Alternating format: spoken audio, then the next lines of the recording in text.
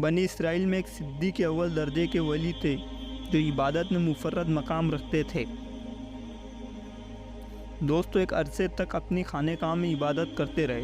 ان کے پاس صبح و شام بادشاہ وقت بوقت حاضری دیتا تھا اور ان سے پوچھا کرتا تھا کہ آپ کو کوئی چیز کی ضرورت ہو تو فرمائیں، تو وہ عابد فرماتے، اللہ میری ضرورت کو خوب جانتا ہے۔ اللہ تعالیٰ کی رحمت سے اس عابد کی عبادت گاہ پہ ایک انگور کی بیل اگ گئی۔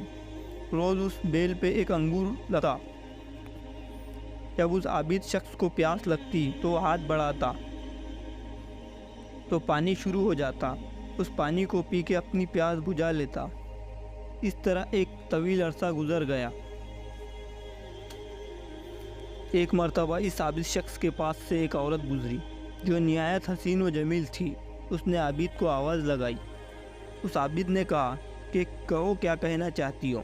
یہ سن کر وہ عورت کہنے لگی، کیا تمہیں تمہارا رب دیکھ رہا ہے؟ اللہ ایک ہے، وہ دلوں کے اسرار سے واقف ہے اور جو قبروں میں ان کے اٹھانے والا ہے۔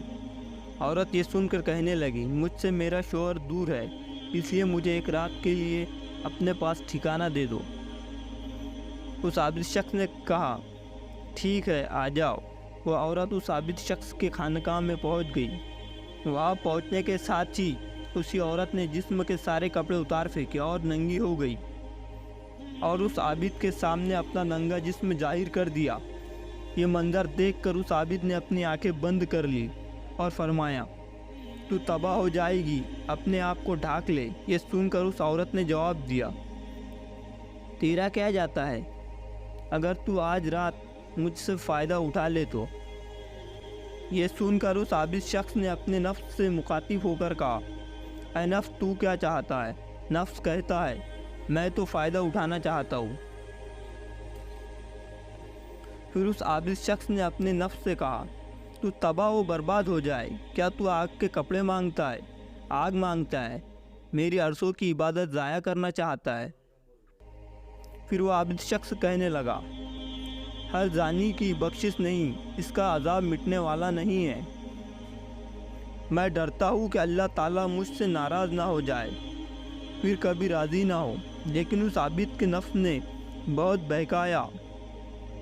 اس عابد نے اپنے نفس سے کہا، میں تیرے سامنے دنیا کی ایک چھوٹی آگ پیش کرتا ہوں، اگر تو برداشت کر لے، اس لڑکی سے نفع حاصل کروں گا، زنا کروں گا۔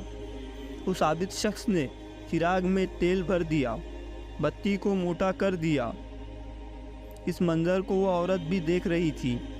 پھر اس عابد شخص نے جلتی ہوئی بتی پہ اپنا ہاتھ رکھ دیا، لیکن وہ بتی اس عابد کا ہاتھ نہیں جلا رہی تھی۔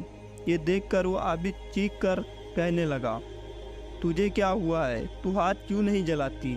تو اس بتی نے عابد کا انگوٹھا جلا دیا، پھر انگلیاں جل گئی، دھیرے دھیرے ہاتھ جل گیا۔ یہ دیکھ کر اس عورت نے زوردار چیخ ماری اور دنیا سے چل بسی۔ پھر اس عابد شخص نے اس عورت کے کپڑے سے اس کا جسم ڈھانپ دیا۔ جب صبح ہوئی تو ابلیس لعین نے شور مچا دیا اور کہنے لگا، فلاں بیٹی سے اس عابد شخص نے زنا کیا ہے، زنا کرنے کے بعد قتل کر دیا ہے۔ جب یہ خبر بادشاہ تک پہنچ گئی تو بادشاہ اپنے لشکر اور رعایا کے ساتھ سوار ہوا، عبادت خانہ پہنچ گیا جہاں وہ راہب عبادت کرتا تھا، اور آواز لگائی۔ وہ عابد باہر آیا۔ بادشاہ کہنے لگا، وہ لڑکی کہاں ہے؟ عابد نے کہا، میرے پاس ہے مگر مر چکی ہے۔ بادشاہ عابد پر الزام لگاتے ہوئے کہنے لگا، کیونکہ وہ لڑکی زنا کے لیے راضی نہ ہوئی تو تو نے اس کا قتل کر دیا ہے، جس کو اللہ تعالیٰ نے حرام قرار دیا ہے۔ دوستو بادشاہ نے حکم دیا کہ اس عابد شخص کو زنجیر پہنا کر گھسیٹا جائے اور عبادت خانہ گرا دیا جائے۔ پھر لوگوں نے عبادت خانہ گرا دیا۔ اس وقت کا دستور تھا کہ زانی کے سر کو آرے سے چیر دیا جاتا تھا۔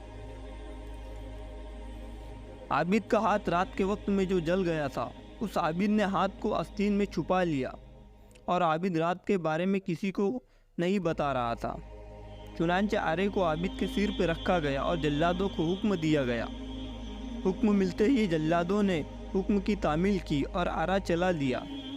جب آرا عابد کے دماغ تک پہنچ گیا، اس کے منہ سے آہ نکل گئی اللہ تعالیٰ نے جبرائیل علیہ السلام کو حکم دیا کہ اسے بتاؤ کہ میں تیرا صبر دیکھنا چاہتا ہوں، کسی سے کچھ نہ کہے۔ اس کے صبر نے عرش اور آسمانوں کو رلا دیا ہے۔ مجھے میری عزت و جلال کی قسم، اگر دوسری مرتبہ شخص نے آواز نکالی تو میں آسمان کو زمین پر گرا دوں گا۔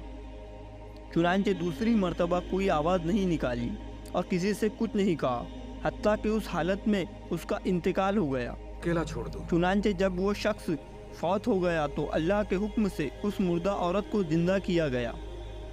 تو عورت نے لوگوں سے مخاطب ہو کر کہا، اللہ کی قسم یہ مظلوم ہو کر فوت ہوا ہے، اس نے زنا نہیں کیا تھا اور میں ابھی تک پاک ہوں۔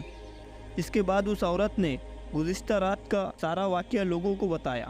جب لوگوں نے اس عابد شخص کا ہاتھ دیکھا تو جیسا لڑکی نے بتایا تھا ویسے ہی جلا ہوا تھا۔ لوگ کہنے لگے، اگر ہمیں حقیقت کا علم ہوتا تو ہم کبھی اس کا جسم نہیں چیرتے۔ پھر دونوں کو دفنایا گیا، جنازے کی نماز پڑھائی گئی۔ کچھ دن بعد اس قبر پر اللہ کے کرم سے تختیہ دکھائی دی، جس پہ لکھا ہوا تھا کہ میں نے جنت میں اس عابد کا 50,000 عورتوں سے نکاح کرایا ہے۔